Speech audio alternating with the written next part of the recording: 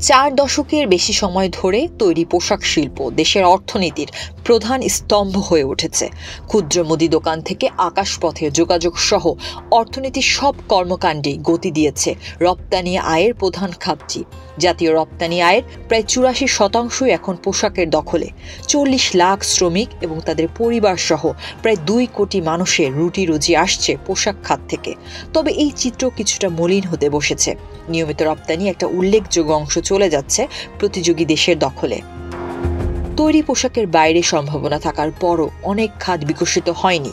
নীতিগত সমস্যা, অর্থায়নে বাধা, অবকাঠামোর অভাব ও পোশাক বহির্ভূত রপ্তানিকারকদের দুর্বল দর কষাকষির ক্ষমতাকে বাধা হিসেবে দেখছেন বিশ্লেষকরা। ফলে দেশের পণ্য রপ্তানিতে তৈরি পোশাকের এখনও 81% বেশি।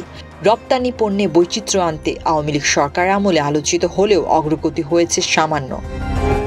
দেশে তৈরি পোশাকের রপ্তানি 1990-এর দশকের শুরুতে $118 কোটি থেকে বেড়ে 2023 সালে $47 বিলিয়ন হয়েছে।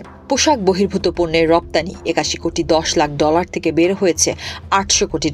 রপ্তানি উন্নয়ন ব্যুরোর তথ্য মতে চলতি অর্থ বছরের জুলাই-নভেম্বর সময়ে তৈরি পোশাক রপ্তানি হয়েছে $1,611 কোটি $71 লাখ, যা আগের বছরের একই সময়ে ছিল $1,434 কোটি $65 লাখ।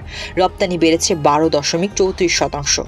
শুধু নভেম্বরে পোশাক রপ্তানি হয়েছে $330 কোটি $61 লাখ, যা আগের বছরের একই মাসে ছিল $284 কোটি $40 লাখ। রপ্তানি বেড়েছে 16.25%। বাংলাদেশ ব্যাংকের তথ্য মতে 2023-24 অর্থ বছরে তৈরি পোশাক রপ্তানিতে আয় এসেছে $3,600 কোটি, যা মোট রপ্তানি আয়ের 81.29%।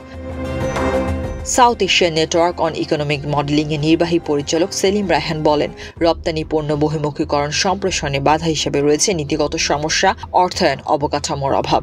বিষয়টি নিয়ে বিকেএমইএর সভাপতি মোহাম্মদ হাতেমের মতে, দেশের বস্ত্র অধিদপ্তর স্বয়ংসম্পূর্ণ নয়।